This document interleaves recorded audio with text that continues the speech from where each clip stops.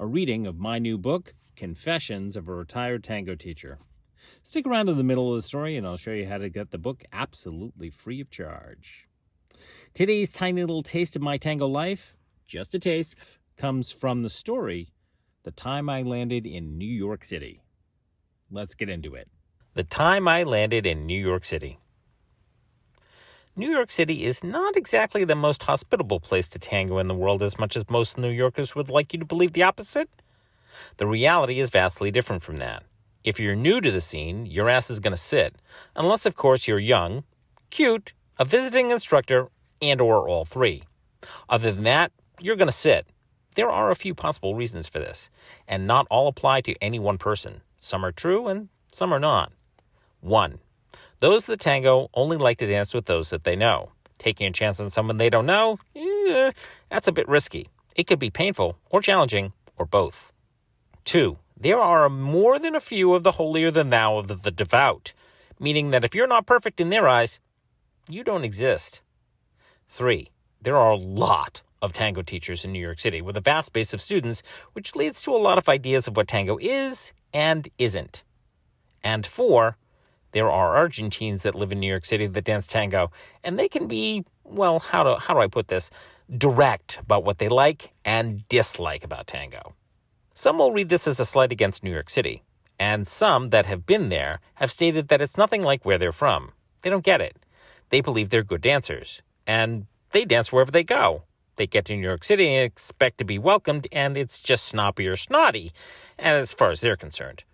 What they don't realize is that the fact that New York has a very different idea of what social tango is from a social perspective. That perspective isn't immediately welcoming, but takes time, patience, and a little persistence to dance within. With a few well-placed introductions, you can bypass all of that and have a nice time. At the same time, there are bright spots, events, and people that are welcoming and open to new people entering the scene. That was me at the time. I was new. I'd been to New York many times before, and only twice for a tango workshop, but never actual social dancing. I needed a place to hold up until I could figure out my next move, and, well, New York seemed like the spot. I got off the plane at JFK and immediately regretted it. It was loud, confusing, and most of all, it was hot. Africa hot. Sweltering heat that just made you melt hot. I had made a reservation at a hostel off 103rd Street and the number 1 train on the west side that didn't care about my age or how long I stayed, just as long as the money flowed. I got a bunk, a shower, and kitchen access.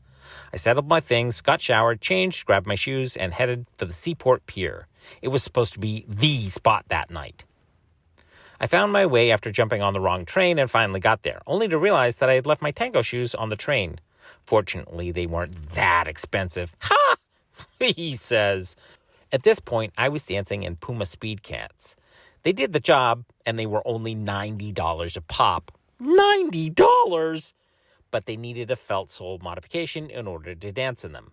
I mention this because if I was going to survive in New York City, spending $90 for shoes and then laying out $55 a night for a bunk bed in a room and cheap food, my $823 that I had left over from my Buenos Aires trip wasn't going to last very long. So $90 for a pair of shoes may not sound like a lot, but when you know no one and there are no prospects for privates, replacing shoes is a big deal.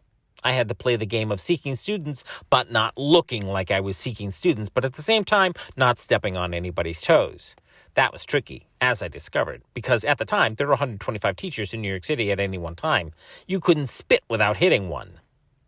Anyway, I got to the seaport expecting a different kind of milonga, and what I found was definitely different, all right. It was an outdoor milonga with splintered wooden posts as planks that had quarter to half-inch gaps in the floor. It was, quote, rustic, unquote. No, it was a fucking death trap for your feet and heels. Enough for a heel to slip through the crack, and it did, several times. It wasn't the best floor. However, people seemed to be enjoying the ambiance of dancing outside, so they just put up with the, quote, rustic, unquote, experience. The DJ, Co., who knew me from my blog, was playing a lovely set that night, and the air was, well, cool. So for me, it was dance as usual, just mind the floor and try not to ocho too much. I had no shortage of partners that night. Here, I wasn't a teacher, I was just a guy dancing. That night I met Wendy, Darla, Mark, Debbie, Lillian, Robert, Assange, Moy, and more.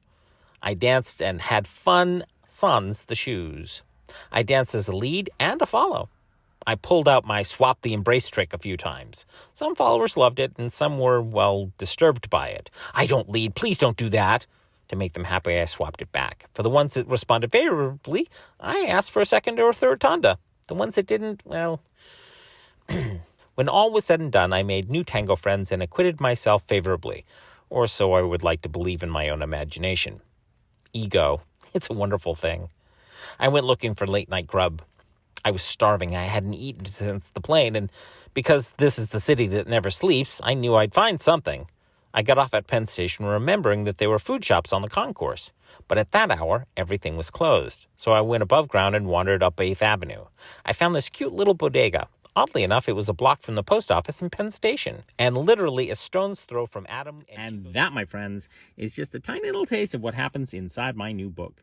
Sadly, you'll have to go buy the book to find out what happened next. I know I kind of sort of left you hanging there, didn't I? Oops! How did I survive? Where did I go? What happened next? Craziness! These burning questions and more will be answered inside the book.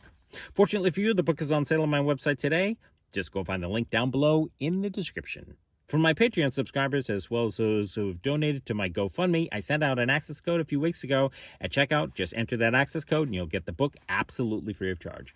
Back in May of 2022, I fell down a ravine. I had surgery on my left knee to repair a very nasty tear that left me unable to walk. I'm on the mend now, and I'm relearning how to walk. I've got another 6 months of recovery time, so if you could donate whatever you can and or buy the book, you'd really be helping me out. Thanks a bunch for watching, and I look forward to seeing you in the next Confessions of a Retired Tango Teacher. Bye!